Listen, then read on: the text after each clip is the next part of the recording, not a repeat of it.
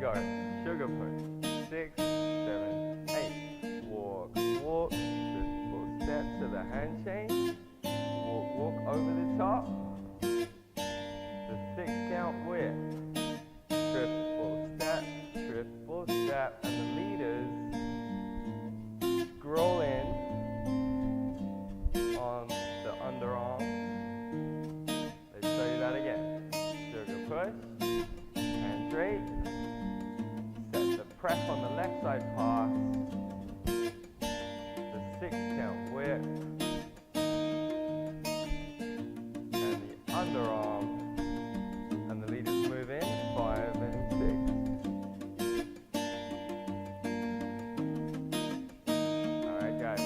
Back.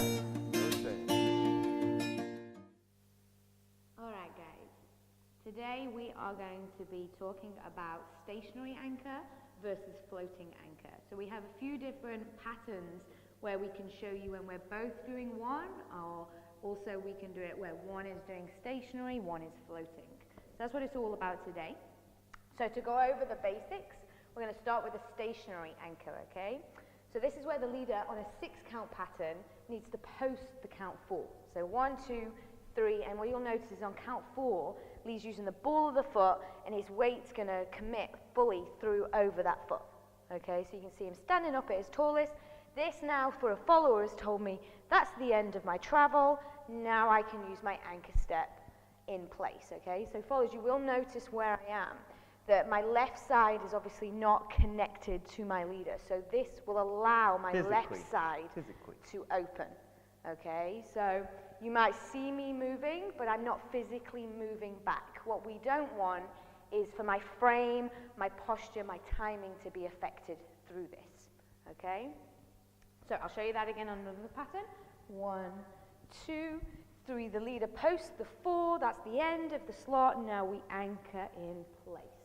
Cool. Awesome. Now leaders, if you look at even those just 2 simple basic patterns that you're probably very familiar with, the left side pass, you'll see that I step, and in this situation I get to step in front of my body. That's where Fab sort of lets me know that she needs me to step to, you know, deliver what she's looking for in that feeling the end of the slot. A different follower might take slightly larger steps, and that will cause me to change where I deliver my post. In the underarm pass, 2, 3, and 4, I'll often find myself stepping even slightly back behind my standing leg to achieve the same technique in an underarm or any other pattern, 5 and 6. Okay, this transfers in whip to count 6. So 2, 3, and 4, 5. We post on 6, and again, you see that I've stepped slightly back in this case, potentially in a whip with a outside turn. There's a little bit of a different feel. You see I've stepped forward now on my 6, and we post into our 7 and 8. So that sort of makes me want to mention when you do a tuck turn, it's pretty hard for the followers to feel the post. Although the leader creates it on 4, the follower doesn't feel it until 5 and 6 in the tuck turn or a whip with outside turn. So it's not always true that the post is on count 4 of a 6 count and count 6 of an 8 count in a fixed or stationary environment. An outside turn will change that, okay? So if we move it through to the floating. Yes, so floating now, leaders, again on your 6 count, basic left side pass, you're now going to move your heel, you're going to use a heel lead and you're going to drive through that 4. That allows me to continue through my 5 and 6. You can see we both travel through there. Now leaders, the post is going to happen on the 6 of this pattern. 1, 2, 3, and you drive through the 4, 5, and 6. Now followers, we need to stay true and be consistent through our movement. So I don't get faster, I don't slow myself down. We're trying to maintain the same tension that we have in this side pass, okay? So I'll show you once again. So 1, 2, 3, and be slow followers, and then 5, and the leader post, that's the end. We're ready to move into the next pattern. That's the underarm pass. So leaders, you see that I'm using a heel lead. A heel lead is a very natural way to be smooth and progressive in your dancing. It can feel a bit odd to use them in a triple step, but you'll see that I use it on the first step of my anchor step, and on the second steps, because I'm preparing to post to stop myself and help my partner achieve her anchor. I will 4 with the heel, 5 with the heel, and 6, I'm on the balls of my feet, okay, with the underarm. 1, 2, 3, and 4 with the heel, 5 with the heel, and 6 is with the balls of the feet. Followers, you'll notice I'm using ball to heel as well through that, okay? So followers may get a little fast if they get onto their heels, okay? So I'm placing the ball of the foot, then I'm transferring my weight down to the heel, okay? So just be careful of that not getting too far on your heels. Okay, so a good drill would be to practice switching between your post on count 4 and then potentially moving the post through to the 6.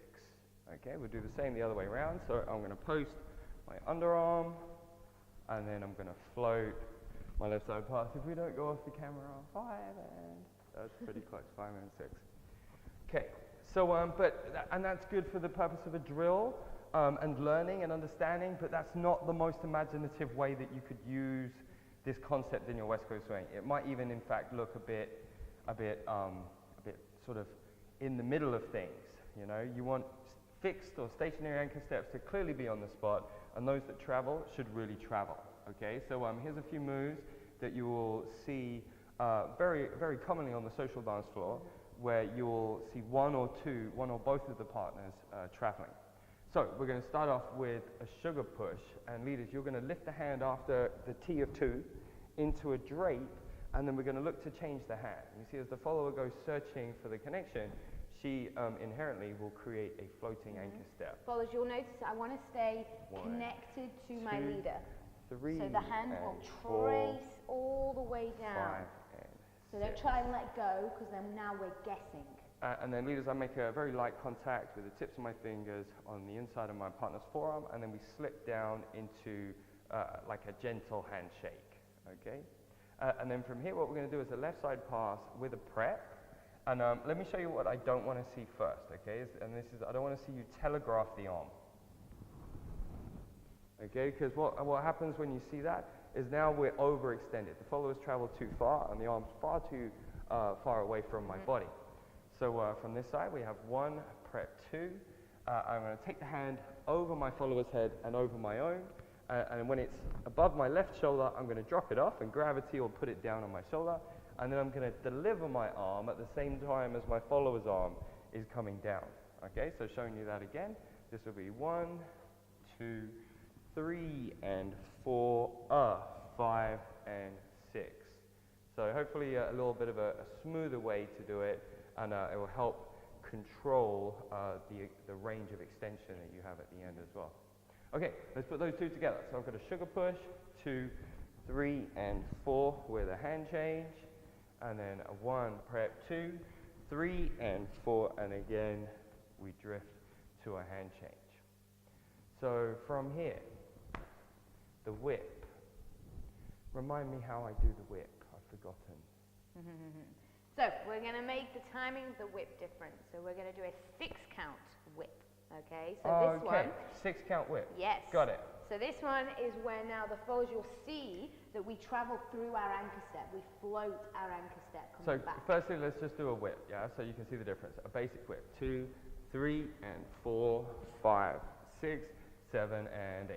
So a 6-count whip is 5 and 6, and then the pattern's done. So we don't have a walk on 5, 6 anymore. So that would look like this: 1, 2, 3, and 4, 5, and 6.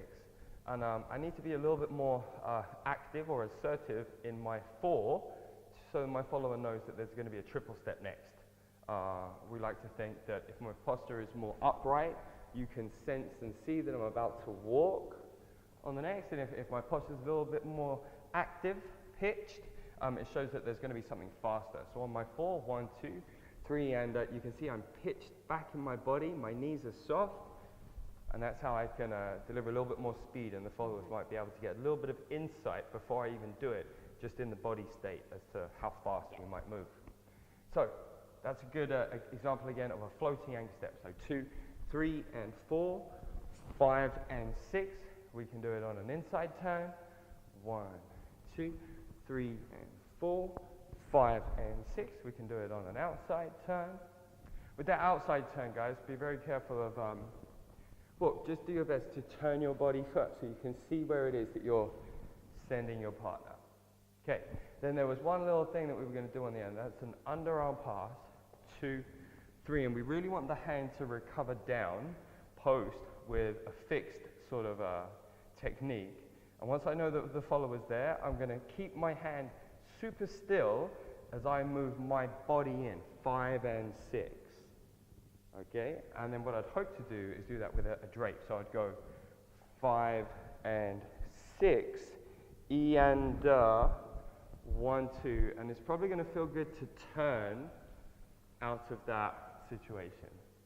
Okay, so showing you that again, there's an underarm pass, 1, 2, 3, and 4 leaders, bring yourself in, 5 and 6, walk, walk, triple step. Okay, if you find that there's a height difference in your partnership, you may be able to bring the hand over at the shoulder like that, you know, to save yourself having to stoop or duck. Dupe is a new word. Too much. So let's put those 4 moves together. So here we go. Ready? 7, 8. Sugar push with a drape. 3 and 4 to hand change. 5 and 6. Set the prep. 1, 2. Over both your heads. 3 and 4. Not yet with the arm, but now 5 and 6. Then the 6 count whip. 1, 2, 3 and 4. Followers travel, travel, post. Then the underarm. 2, 3 and 4 leaders. Float yourselves in. Walk. 1, 2 to exit and anchor step. Okay. Awesome job. 1 or 2 little things more would be to look out for situations like this follow-up. This is what we call a free pass. It's a right side pass move. And sometimes the leader might do it and then kind of move into a little groove or a solo dance sort of a section. And be careful in that situation because that would not be a good place to start floating your anchor step.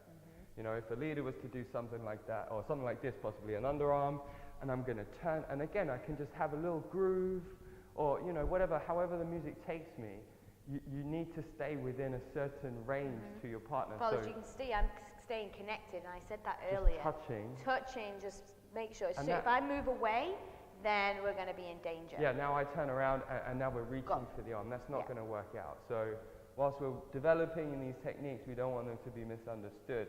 So look out for those 1 or 2 situations.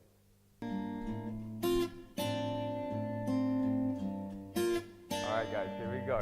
Sugar push. 6, 7, 8. Walk, walk, triple step to the hand change. Walk, walk over the top. The 6 count whip.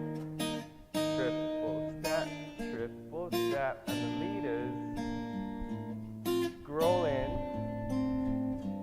on the underarm. Let's show you that again. Sugar push and drape.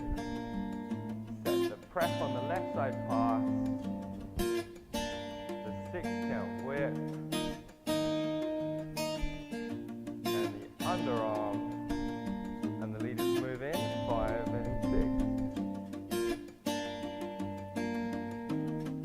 Alright guys, we'll be back.